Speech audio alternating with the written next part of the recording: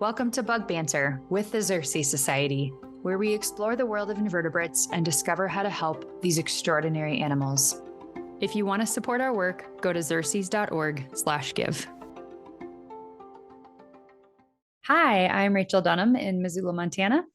And I'm Matthew Shepard in Portland, Oregon. An important element in the success of pollinator conservation efforts is communities of passionate people taking action. Today, we will highlight one of Xerces Society programs that is helping people to do just that, Bee City USA. Established in 2012, Bee City has been uniting communities around a shared goal of creating meaningful change for pollinators through policy change, habitat creation, and education. To tell us about this wonderful program is our team member, Laura Rost, National Coordinator of Bee City USA and Bee Campus USA. Laura has been with the Xerces Society since 2014, first working in membership before transitioning into this role. Before Xerces, she worked for a variety of environmental groups on issues ranging from in-stream water rights to green building. Welcome, Laura. We're so excited to have you. Yeah, thank you so much. Really happy to be here. Yeah, and as Rachel said, you're on the team with us, part of our outreach and education team. So this feels like more like a team meeting in a way, or just a gathering of friends. But it's great. I'm so pleased that you're both on the same team with us. So it's great. As our regular listeners know, we like to kind of start with some of the more basic background information, and we're here to talk about Bee City USA. So I'm sure you have an elevator pitch. Yeah. So what is Bee City USA and why is the program so important? Yeah, so Bee City USA and Bee Campus USA give communities basic commitments around pollinator protection, and then they can carry out those commitments in the way that best reflects the strengths and talents of their communities. So the work that our affiliates do really runs the gamut, but they all kind of have the same basic principles that they follow, which is the same as all of the Xerces Society's pollinator work. It follows our Bring Back the Pollinator pledge sort of format. We ask affiliates to focus on planting native flowers that bloom throughout the growing season. We're asking them to reduce pesticide usage and create and enhance pollinator habitat, in particular natural nesting sites for native pollinators. And then we want them to conduct outreach and education activities because we can't take these actions alone.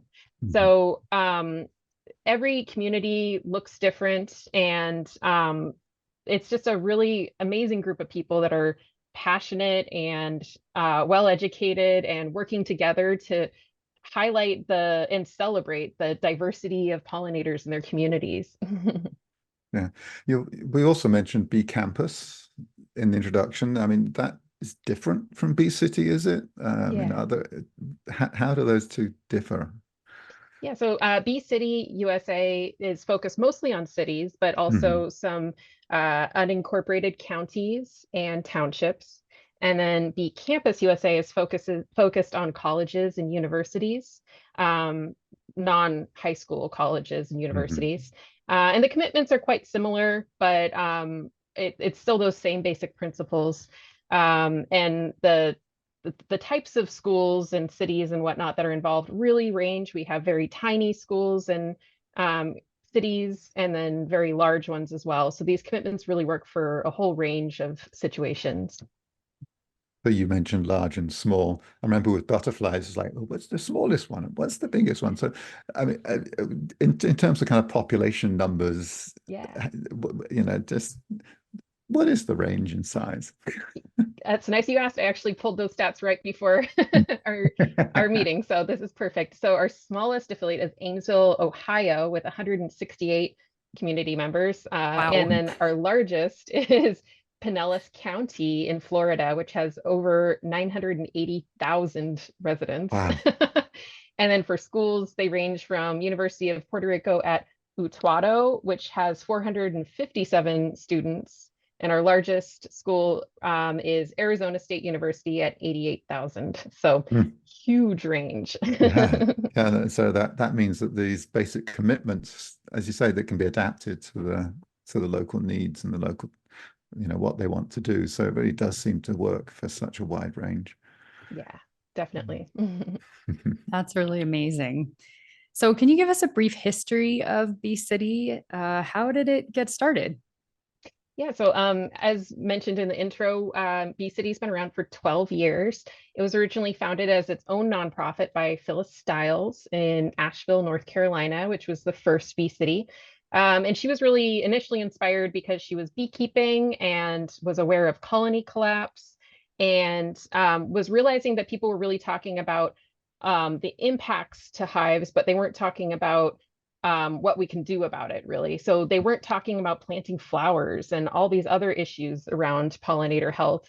And so when she first started Bee City, it was really focused on honeybee losses, but pretty quickly she transitioned it when she realized that that wasn't the species to focus on, that honeybees were European, and then there were 3,600 species of native bees that needed our protection. So she kind of shifted the focus pretty quickly.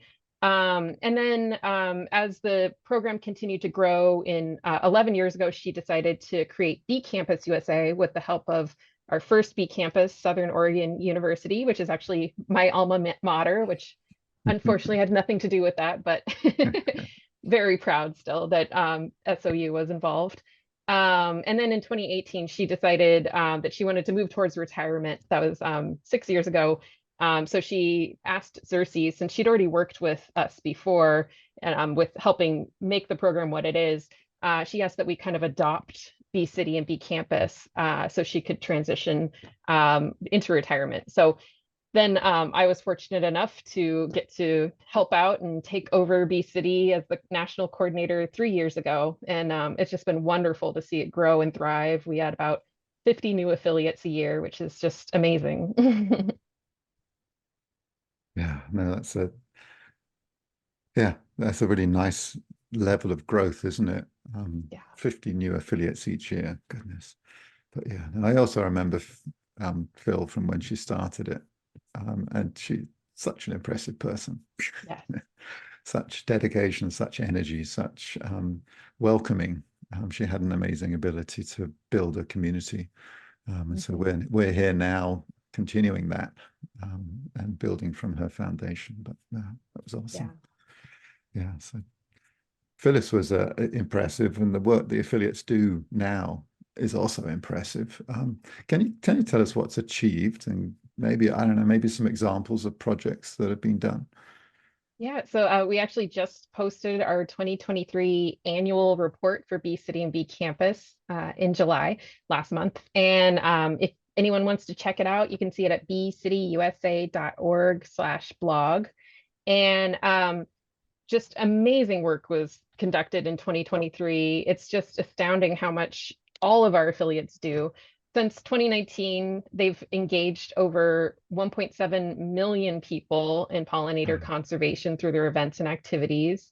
They've completed over 6,800 pollinator habitat projects, over 18,000 acres, and they've held over 8,000 pollinator conservation events.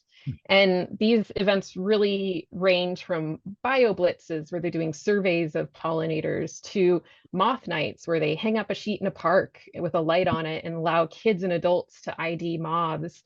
They do pollinator festivals, where they bring in businesses and community leaders to celebrate the diversity of pollinators. They do trivia nights and just all sorts of fun and engaging activities that reflect their communities. And as far as their habitat projects go, they also just do so much. It ranges from doing pollinator plantings and vegetable gardens on the roofs of schools, and renting goats and sheep to eradicate invasive species like kudzu and blackberries. And they do like prescribed meadow burns to bring back the natural meadow ecosystem around their community. So it's just really continually amazing to see their creative ideas and just how they just build and build. There's everyone, I think it's really important not to focus on perfection with pollinator conservation. We all just need to do what we can, address the low-hanging fruits, and just keep moving forward. So I think when we see all these incredible events, it can feel a little overwhelming. We have to, oh, I'm not doing all of those things, but collectively, when you add up all these small activities, it becomes something immense, and just amazing to see the nationwide scale of their work. So Yeah. it all counts. It all helps. Yeah, because it seems like with a tiny city to big city, big county, or whatever, it seems like it also um, the habitat projects can be adapted to what you're doing. So it don't all have to be like acres and acres and acres. It could just be one small garden plot, for example. Yeah, and we have affiliates that like will just replace the hanging baskets along their main street with pollinator plants. So it may not be a huge volume of habitat, but it provides a demonstration garden and shows the beauty of seasonal color of your native plants and provides a lot of inspiration. So the habitat might be more almost symbolic in some towns where it's just a few square feet in front of City Hall with an educational sign. But then we have some cities and campuses that have acres and acres of farmland and meadows and forests that they're focused on for their pollinator habitat. So I think that's one thing that's really special is all of our affiliates just show just how many different ways we can incorporate these habitat and pesticide reduction practices into communities. Yeah. Yeah. You say, what one small plot, but it's not just like one small plot and that's it. It's something every year, isn't it? Yeah, that's right. So I won't get too much into the commitments, but we do ask that affiliates they create or enhance pollinator habitat each year. So it may be a small amount, but they're doing something every year. Yeah. And then we ask that they have an integrated pest management plan for their city or campus, which provides prevention and monitoring guidelines and emphasizes using pesticides as a last resort. And then we ask that they have some sort of educational materials as far as a website that has links with their resources. And we ask that they have a sign up to advertise that they're a bee city and celebrate that, or a bee campus. And then we ask that they hold at least one pollinator conservation event a year. For our bee campuses, it's similar commitments, but you also ask that they offer courses or continuing education opportunities with pollinator conservation. And they offer service learning projects to enhance pollinator habitat. That's great. So there are lots of ways in which it becomes an entire community activity. Yes. Yeah. And the work can really, for the most part, be carried out by volunteers or staff. It can really, it doesn't have to be just through one means. So if a community doesn't have the capacity to work through the city staff or something, they're welcome to recruit volunteers or a nonprofit to help them out with the commitments. Yeah, that's great. So Laura, I'm going to throw a question out there to you because you're talking about these affiliates. And for folks that aren't familiar with Bee City or Bee Campus, you have to create a committee in order to make all of these things happen. But who are the people that are on these committees? Is there a diversity of people? Is it staff? Is it, community members? Because I just think that obviously without the affiliates, this work wouldn't be getting done. So can you talk a little bit about who these people are? With our Bee City and Bee Campus committees, we ask that they have a diverse range of people involved with their committee. We do want to see some sort of city staff that's relevant to parks or tree maintenance or landscaping involved with the committee. But that can really look different depending on the community. If they're very small, it may be that it's like the city managers kind of overseeing the contractors for this sort of work. And then in a larger city, it may be multiple departments worth of people that could be eligible for that committee's participation. But we do want to see those sort of folks involved because many of these commitments will affect their work. And we want them to not only know about the commitments of Bee City, but we want them to be on board and excited to make this happen because their work is essential. And in so many ways, they're probably the experts in their community on how to maintain that habitat properly and in a healthy way long term. Beyond that, though, the committees really also just have a huge range of participation. It's everything from like high school scouts to retired professors. Oftentimes there's participation from Keep America Beautiful volunteers or master gardeners or just garden clubs. But we really like to see a good mix of people because one, we want you to be resilient. We want these committees to hold up over time as people lose jobs or get promoted or they move on. We want to make sure that it's not just one core group, but it's a good mix of community members and leaders who are excited about these topics and have a range of talents and interests. But turnover is just fine. That's very natural with these committees. We just appreciate people's participation as long as they can, but we want to make sure those committees are really focused on resilience long term. Yeah, that makes sense. Thank you for diving into that a little bit. I was able to be part of the Bee City committee here in Missoula. I haven't been a huge part of it recently, but we just became a Bee City or Bee County last year. But just being part of it, I got to meet so many incredible people doing awesome work in the community. One of the woman who runs it up is part of the Weed District, and now we're good friends. So I think the work that you're doing in Bee City is bringing people together in such a really neat and amazing way that has impacts that we probably don't even realize, and just the momentum and the passion that people have when they can come together. So it's been really neat to be a part of it, and it's exciting that it's a part of Xerces and that you're running it. So yeah, thanks for describing that. So speaking of affiliates, how many Bee City and Bee campuses do we have now? What's the tally? Yeah, we have grown so much. It's just been really astounding to see just how steady and healthy the growth has been. We currently have 410 affiliates. Wow. It changes every time I talk to you. Yeah. So it's almost 50-50 between Bee cities and Bee campuses. We have 217 Bee cities and 193 campuses currently, and we're in 47 states plus Washington, D.C. and Puerto Rico. Yeah, as I mentioned before, we grow by about 50 new affiliates a year. So it's just really sturdy, steady enthusiasm. We don't do a lot of recruiting. A lot of it is just word of mouth. And, whenever we have a new affiliate pop up in one location, I notice after a few years, we start to get kind of a cluster. We get these little hubs of affiliates. And I love that because that means they're supporting each other and communicating and sharing their successes and helping each other do well. It's just really beautiful to see. Yeah, no, I'm glad you mentioned that we're not promoting, and that it's kind of organic growth, because Bee City is such a great, it truly is a kind of a grassroots effort, although we provide the framework and the fundamental requirements and other things along the way. It is really the desire and the energy of the local community who really drives it along and drives the growth. And it's just so wonderful to see more and more people wanting to step forward and help out. It really is. Yeah, it's really inspirational and uplifting. Yeah. So with that in mind, how can a community become a Bee City or a Bee campus? Can you kind of outline what's needed? Yeah. So one of the early steps would be forming your Bee City or Bee campus committee, which it may shift a bit as you apply, but it's definitely good to kind of bring together your cohort and review the commitments and application steps of Bee City and Bee campus, which are very easily found on our website, bcityusa.org. There's a section for Bee cities and one for Bee campuses.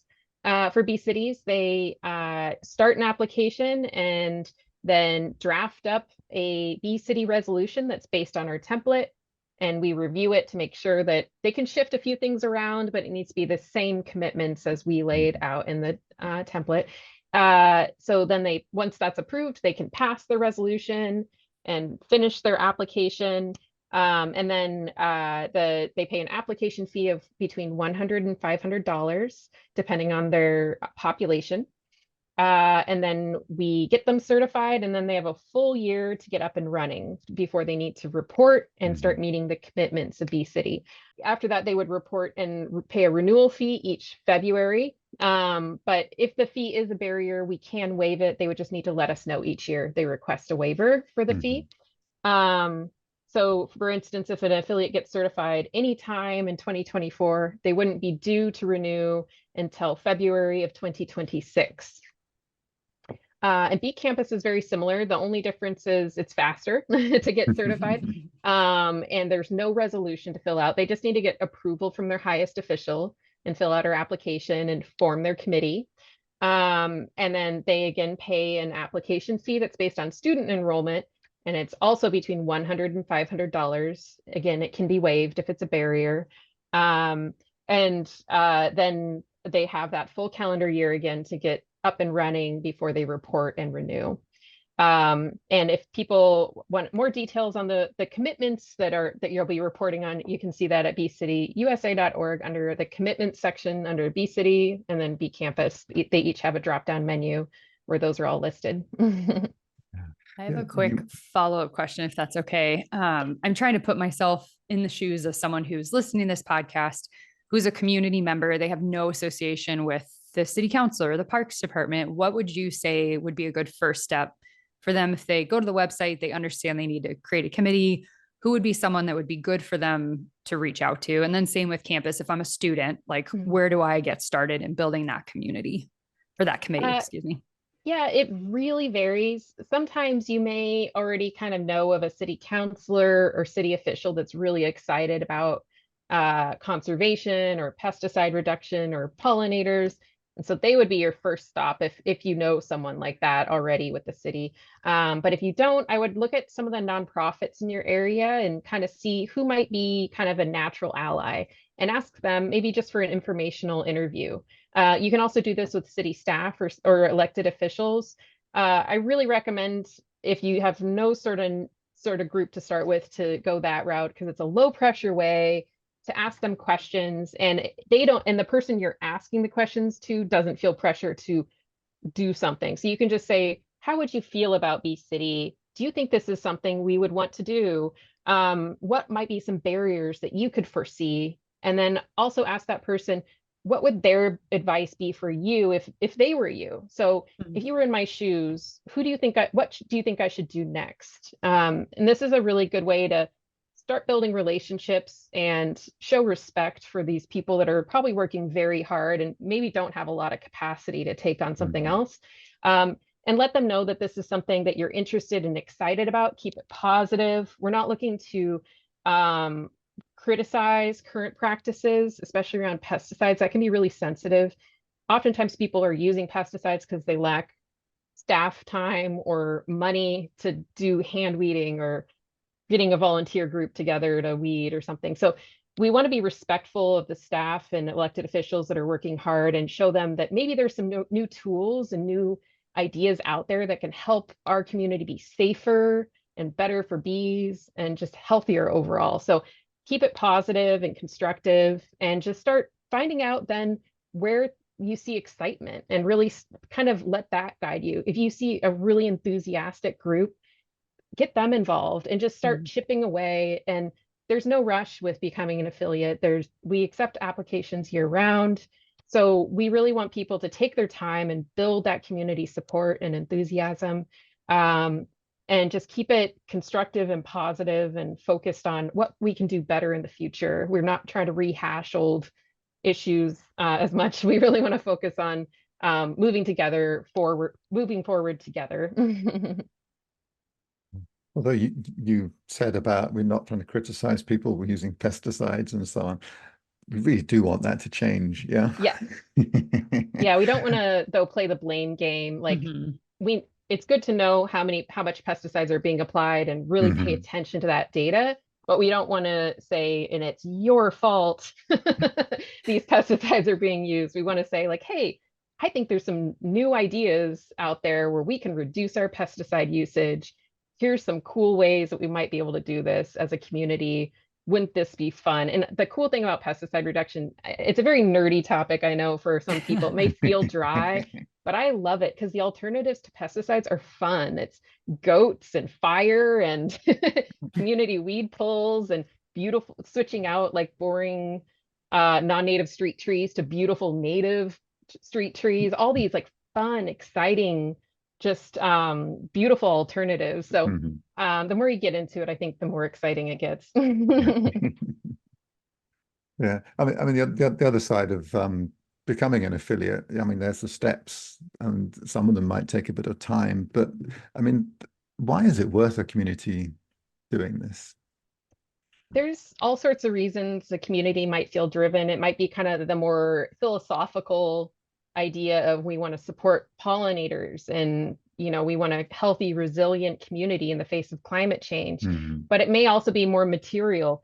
It could be that they choose to participate because this is an opportunity for continuing education for staff and volunteers. Anyone in the community is welcome to join in our webinars and use all of our online resources. They might also feel that it's a good way to connect with neighboring communities and other similarly minded groups to kind of bond their community around an issue. And then also kind of more on the fun side, this is an opportunity to brag and celebrate, like we want people to say, wow, look at all the amazing things we're doing together. Let's unite and celebrate and feature these amazing projects. And just look at the amazing participation in our community. We have a shared vision and a shared goal, and this is our certification to show that we've accomplished all this. So, and then also on like a more physical result, we also, in addition, when you become a Bee City or Bee Campus, we send you a very beautiful little welcome package of books and a habitat sign and outreach materials. And we're here to support and consult too. So Xerces has about 100 staff throughout the country, and they're here to help our affiliates if needed, especially around integrated pest management planning. We want to make sure those plans are resilient and good. So our staff are there to help. And then if you're a Bee Campus, you also can earn 2 ASHE STARS grounds certification exemplary practice credits, which is a mouthful. And if you're not familiar with ASHE, it is a sustainability, so it's kind of like LEED certification for buildings, green buildings, but for sustainable college campuses and universities. So you get 2 credits, and that's all you need to really keep track of. Is that helps with your with your stars rating with ASHE. Yeah, I think they go like going for the new record for the longest credit name or something there. Yeah, it sounds like there's lots of great reasons for the community wanting to get together and do this. And yeah, we give them the requirements and the steps, but we're also there to support them because we do want them to be successful. Because in the end, if we're not being impactful and people are not succeeding, then what's the point? Huh? Truly, yes. Yeah, that's great. So, what are 1 or 2 of the common challenges that Bee Cities or campuses face in getting certified and maybe staying certified? And do you have any advice for overcoming these challenges? Yeah, I'd say number 1 is probably turnover, especially since COVID. A lot of our affiliates have had people move or change jobs, or for whatever reason are not involved anymore. Turnover is a real thing that I think we all need to plan for with any project, So I've been trying to work on helping communicate that to affiliates better, I think, because there's always more we can do to kind of help them set themselves up for success. So I think that's one thing, especially since we've been around for so long now. The Bee City committees have turned over many times in many cities. So just keeping that diverse mix of participants involved is key. You don't want just one garden club or one botanical garden group to be involved. Pull from a whole cross section. Get businesses involved even. And then I'd say the other big thing is just double checking when you're applying that you've done all the application steps. They're pretty simple, but just especially making sure that you know who your committee members are when you're getting certified. It can change later, but we do need to know who your committee, Bee City or Bee Campus committee members are gonna be when you're getting certified. And then after that, once certified, I'd say the other big issue, especially for grounds and maintenance staff, is the maintenance of pollinator habitat. A lot of people get super excited about planting a habitat, organizing that work party to get the plants in the ground, but it's a lot less fun to think about who's going to be irrigating those plants at the height of vacation season in the summer, who's going to be labeling the plants so we know which ones are weeds and which ones are native plants when we're bringing through kids to help weed and learn about this garden. So making sure that there are people involved with maintenance, I think, is super important. And then finally, I think in general, just keeping up on pesticide reduction and keeping the ball rolling, and not stagnating at a certain level of pesticide use. There's usually always more we can do to keep reducing that pesticide usage, whether it's organizing a weekly volunteer crew to weed at your local park, or keeping track of the pounds of pesticide used annually, and maybe switching out some of those higher impact pesticides for something that's less detrimental to the beneficial insects.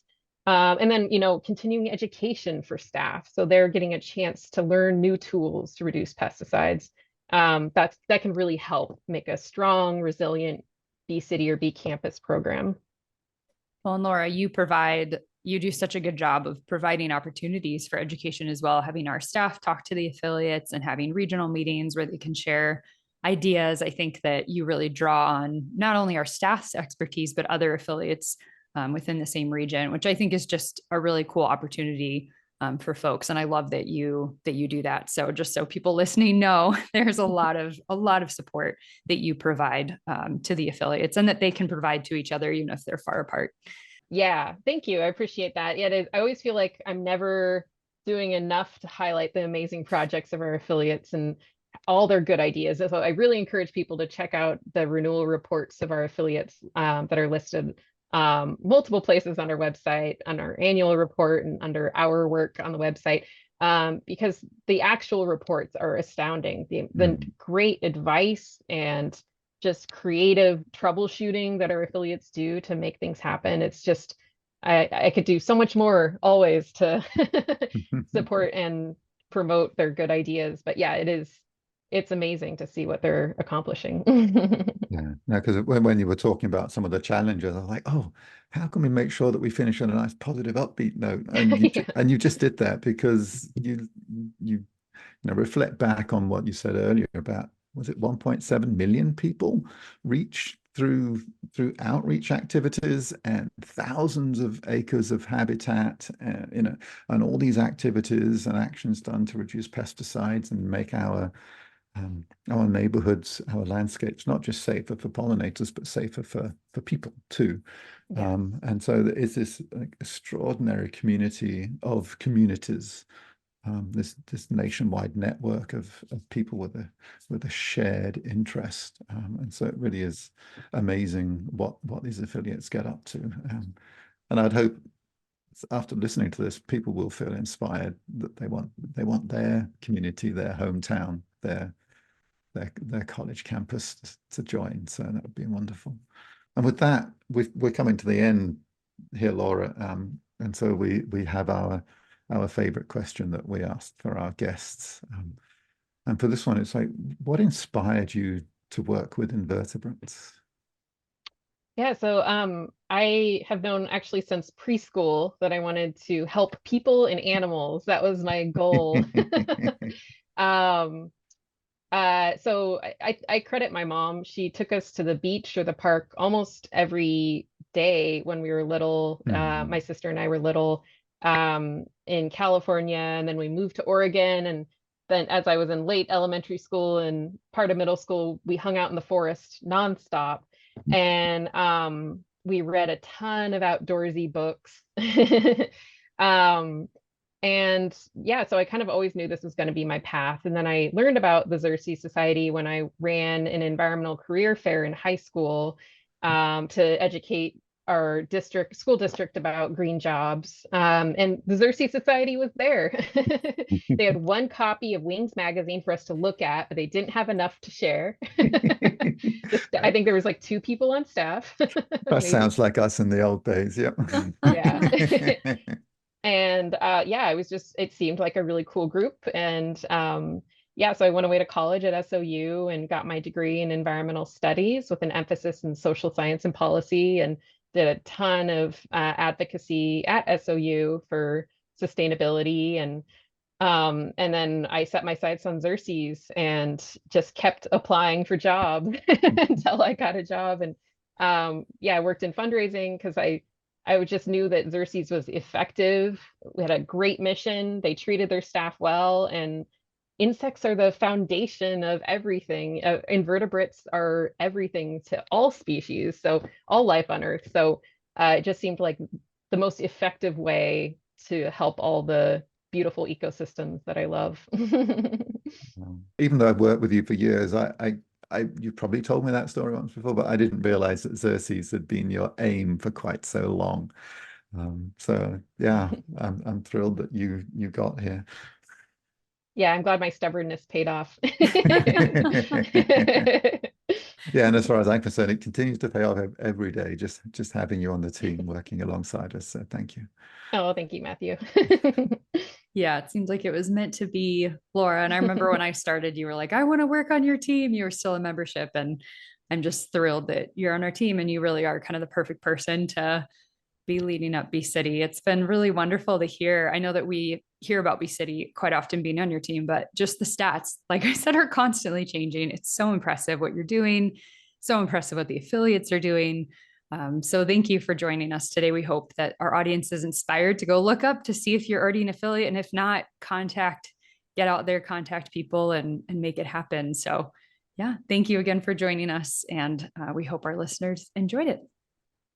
Thank you so much. Bug Banter is brought to you by the Xerces Society, a donor-supported nonprofit that is working to protect insects and other invertebrates, the life that sustains us. If you are already a donor, thank you so much.